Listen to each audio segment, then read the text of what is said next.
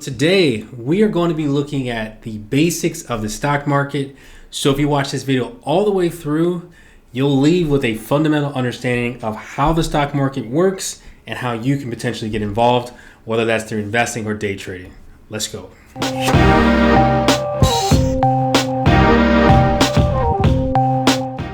What's going on, everybody? Brian Rivera, CPA, and on this channel, I talk all things personal finance, entrepreneurship, and investing. So if this is your first time, you should consider subscribing. So investing in stocks is one of the absolute best ways to grow your nest egg. Now, if you compare the returns you get from, stashing away money in a checking account or a savings account against, the historical returns of the stock market, there's no comparison. Now, I know a lot of people are weary of the stock market. They think you can lose all your money. They think, periods of volatility is dangerous. But as long-term investors, they welcome, this type of volatility because all they are doing is they are looking to buy the dip, aka looking for investment opportunities that are on sale, so that way they can continue compounding, their money through long-term growth. So one of the best ways to get started in investing is you open up an online brokerage account and you can fund it with some money, and you are on your way to, buying stocks or mutual funds.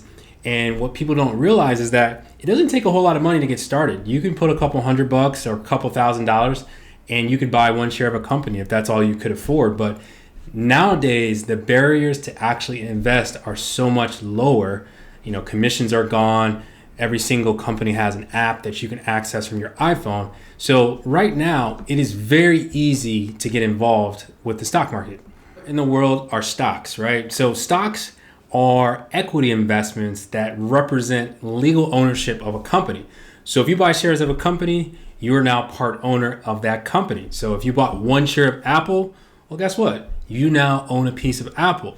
So I've got an iPhone 11 Pro here, right? And so although this phone is paid off, I don't actually own anything related to the company. So if I bought the equivalent amount of shares that this phone costs in Apple, I now have the ownership of the company and I can share in the upside while this phone is going to depreciate and it's going to go bad. And eventually I'm going to have to upgrade to the iPhone 12. So a lot of times looking at things that you consume on a day-to-day basis is a good entryway into finding out what type of investments you would like to be a part of long term. So the purpose of companies issuing stock is to raise money. Now they're going to use this money to do a lot of different things that is usually disclosed in their financials. And what this money is used for is, general operating expenses, sometimes maybe increasing sales pipelines, putting money into R&D.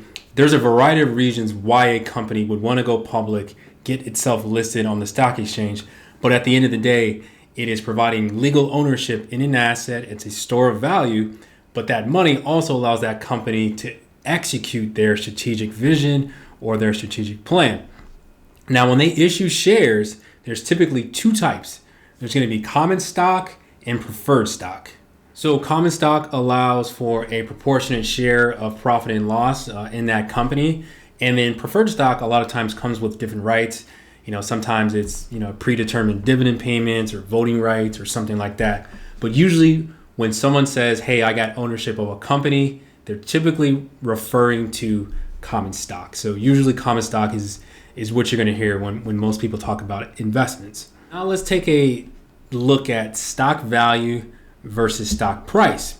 Now a lot of times when new investors are going into the market, they may not have a lot of capital. So the first thing that they are attracted to is price. But you got to remember, whether it's a $50 stock or a $500 stock, the price of the actual shares does not mean the value of that company is greater than the other. There could be a $50 stock that's worth more than a $500 stock.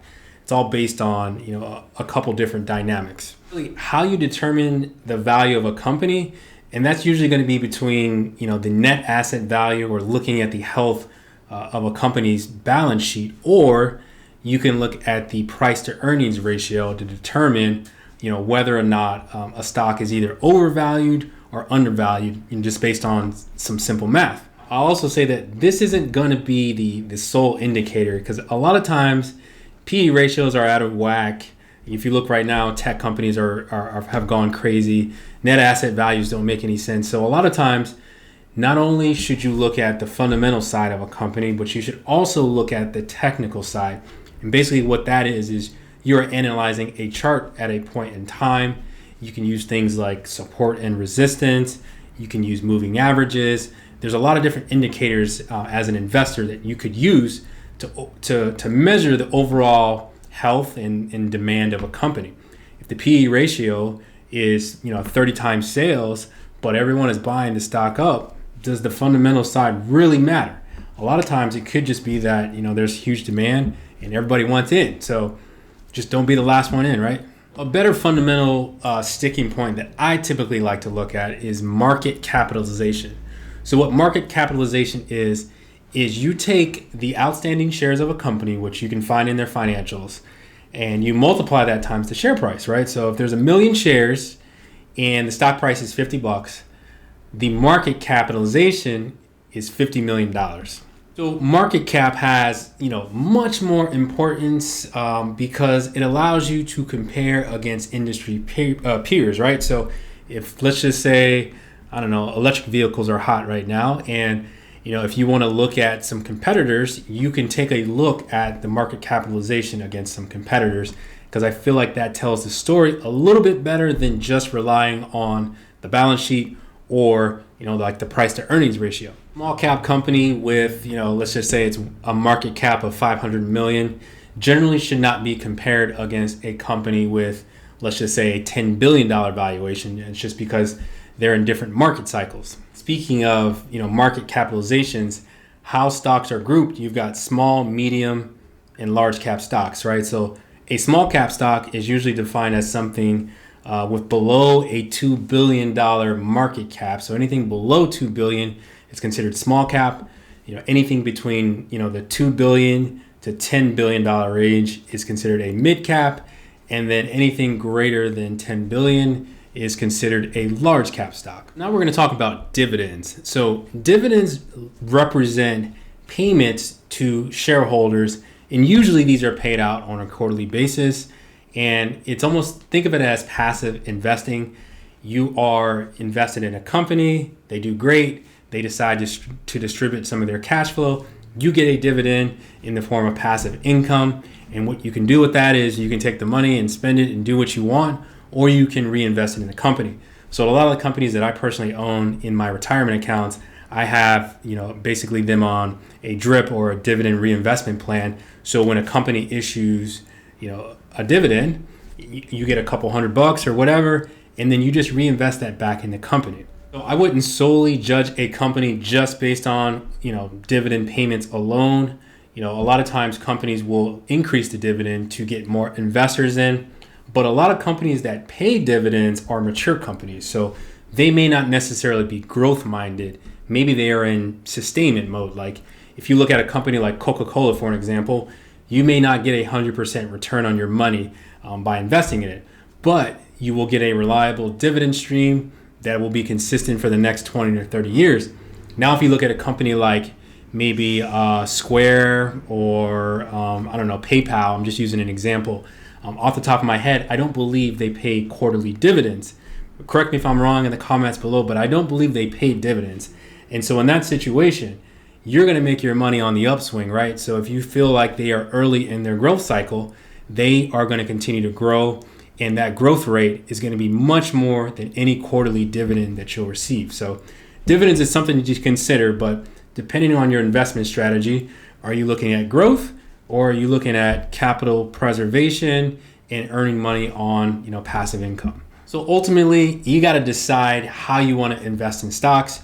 Do you want to make money based on, growth or consistent returns on that money? Or do you want to take the approach of, dividend investing, which is, I personally do both. So you really got to determine what your strategy is. Maybe you allocate some of your investments towards long-term growth. Maybe you allocate some of your investment dollars towards dividends and then just reinvest those dividends. So the investments that you accumulate over time are going to generate, great interest, and, that'll turn into compound interest where your investments is now earning interest on interest. So It's a great way to build up your nest egg versus leaving your idle cash in a checking or savings account. So when it comes to buying and selling stock, you can buy it using, a variety of different investment apps. But at the start of it, you got to have a brokerage account. There are many options out there. You can use Robinhood, E-Trade, Fidelity, Schwab. I mean, the numbers are, astronomical, the different ways that you can invest. So the difference is going to be do they charge monthly fees for data or for using their platform? Do they charge commissions? But nowadays, most brokerage accounts or brokerage firms are now commission free thanks to Robinhood.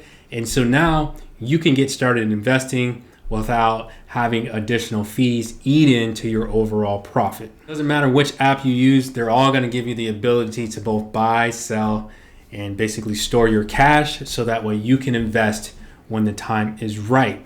So knowing when to sell your investments is just as important as knowing when to buy.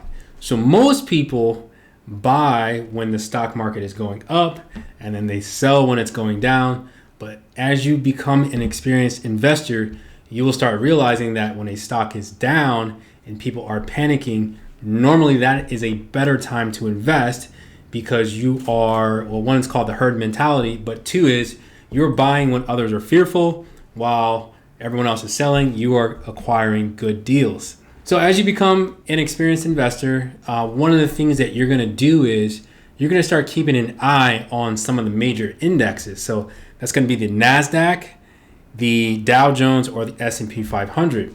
So as you're investing, you can keep an eye on these indexes to give you an overall big picture idea of the overall health of the stock market. So as long as things are looking good, then you know your investments are good. If the indexes go down, then it's probably going to bring the value of your investments down. So as you become a more experienced investor, always keep an eye on the indexes. One of the hardest things, in my opinion, is not panicking during a correction or during a crash. So when you are a long-term investor, you're in it for the long haul, right? And so this is probably one of the hardest skills to master, and that's your own emotion. When you see stuff looking bad, the media is talking down on things, you want to sell. So once you learn to master that emotion and that skill set, you look at these emotional events as times to buy. So mastering your emotion is going to make you a great investor. Now, at the same time, don't be stupid, right? So you can't marry something and be emotionally attached to it. If it is a bad investment, the best thing that you can do is cut your loss and redeploy that capital into something else. But if you believe in the long-term growth of the company, they have solid financials, then you can weather the storm and use those opportunities as buying the dip or dip buying opportunities. Investing in stocks is going to take some time, but when you get the hang of it, you'll be on your way to building your nest egg. Now you got to remember, to be a professional at anything, it takes time. So you may not get it on the first day or the first week or the first month, but you have to consistently study and redefine what your strategy is and how you identify good opportunities to buy stocks in the market. Absolute best thing you can do in the beginning is you got to define yourself. What type of investor am I? Because when you look at your P&L, you're going to see these numbers go up and down, and the excitement is going to allure you. And you're going to want to buy, you're going to want to sell, you're going to want to buy, you're going to sell. So the best thing you can do is, if you're buying something for investment, keep it for investment. If you're looking at flipping something or trading it, keep it for trading. But you got to separate the two, because the emotional roller coaster of watching your investments go up and down, not everyone has the mental capacity to do that. And if that is you, then make sure you keep your accounts separate so you're not staring at that thing tick by tick every 5 minutes, every 30 seconds. But you really just got to focus on defining who you are as an investor. The last thing I'm going to leave you guys with is you want to educate yourself. So you want to make sure you're doing the proper due diligence in the companies that you are potentially investing in. Because at the end of the day, what you want to be able to do is you want to give yourself the least amount of risk and the most amount of reward based on your investment size.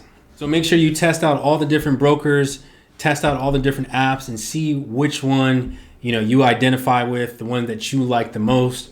Make sure you diversify, right? So you don't want to put all your eggs in one basket. So if you're dealing with concentration in one particular area, you want to make sure you can hedge your risk, right? You don't want to be all tech.